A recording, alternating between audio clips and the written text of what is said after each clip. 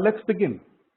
So what I'd like to do is I'd like to take the first section, which will touch on things like winning business in India, finding partners, the time and investment required. And Divya will take the session after that on markets and negotiations and knowing customers, because she's very well versed with that. So I'm beginning from an assumption that we all should make, which is based on something that Peter Drucker, the management guru, said, that what managers and business people and consultants and professionals want to do the world over is really the same thing. They want to succeed. But how they achieve that is really embedded in their tradition and culture, their value systems, and the way they're used to doing things. So this is something that is necessary to understand when you are trying to work across borders. And one of the most important things to understand is that though your goals will probably all be the same, to succeed, to have a very thriving business, to make strong relationships, the methods that you use or the way that you go about it is different from culture to culture. Now, let's explore that a little bit, and I changed Peter Drucker's very famous saying to something like this. What you want to do as a business person is win business, and you want to find the right partners to do it with. But how you achieve that has a lot to do. How you achieve or do not achieve, how much success you have or failure, depends on how much time and investment you are willing to make to understand the target culture properly. So it's not like you can just pick up a system and plant it somewhere else and expect it to function perfectly. So why is this the case? Okay, this is the case because people are different at a unit level, and cultures are groups of people who are different at a macro level. So because of all these differences, it is very important to spend time to invest yourself and commit to understanding a target culture better. And nowhere, I think, it applies more than doing business in India. Now, if you see the map of India over there, that very colorful map, you will see that we have a north zone, a west zone, a south zone, and an east zone. This is really the way people normally kind of carve up the country to create strategy and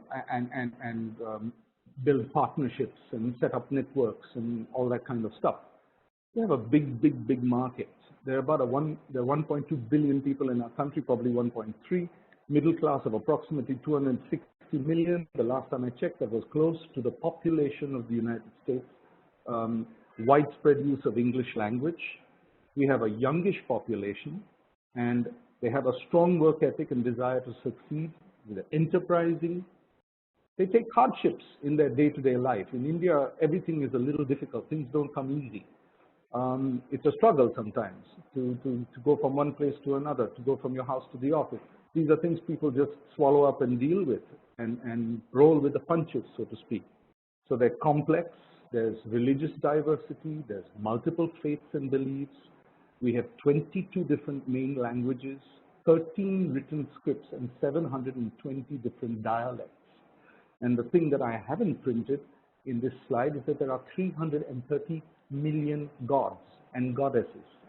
So you can imagine the immense differences in the north, south, east, west.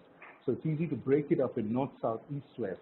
But within each section, within each zone, there are immense differences amongst the Indian people and have to be dealt with accordingly.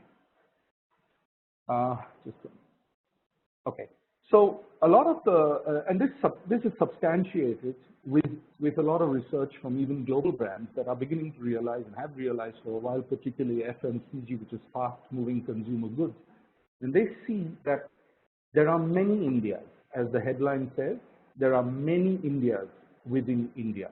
So you can imagine that if there are many Indias or many different kinds of cultures, one shoe does not fit all feet, right? You have to essentially modify your strategy to meet your market requirement. Okay, so let's move on. So How is also a very big issue. And the how is, how do you create an environment of trust and credibility with your business partners, with your market, with your target market in such a complex country?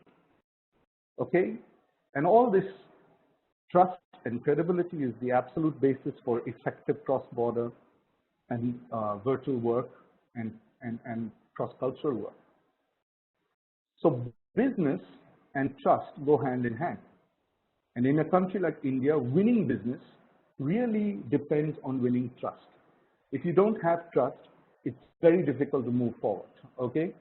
So in order to do that, in order to build trust, what you have to do, coming from a different culture, is get out of your comfort zone.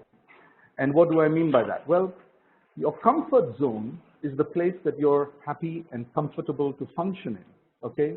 To develop trust and credibility in a complex and a different culture, you have to be willing to move out of your comfort zone.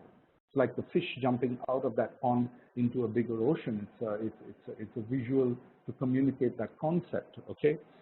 So we are a land of dichotomy. What does that mean? That means simultaneous as well as diversely different truths exist at the same time. Wow, what does that mean? So whatever you say is true of India is also simultaneously untrue at the same time. You never say never, you never say always here. You have to be prepared to question your own processes, perceptions, methods of doing business and preferences too. And you have to be open for very new thinking processes. Prepare for a new normal is what I like to tell customers. And that means be prepared to be flexible, okay? In India, flexibility is a very, very valuable component of building relationships.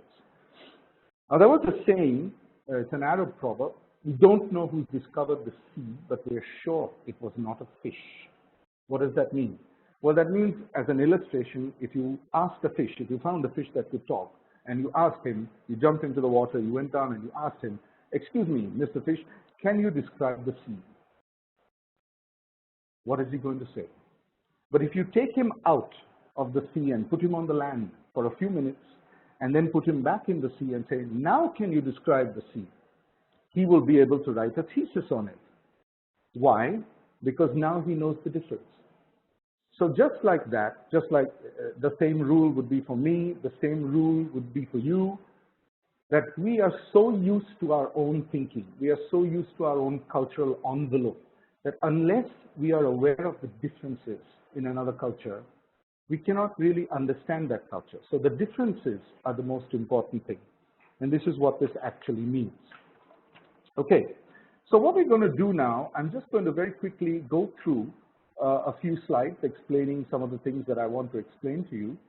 If you imagine an iceberg, for instance, when you first encounter a culture, there's a visible section. It's a very easy section to see. It's how you dress, it's what you look like, the music, the art, things like that that are very visible, which normally we identify cultures with.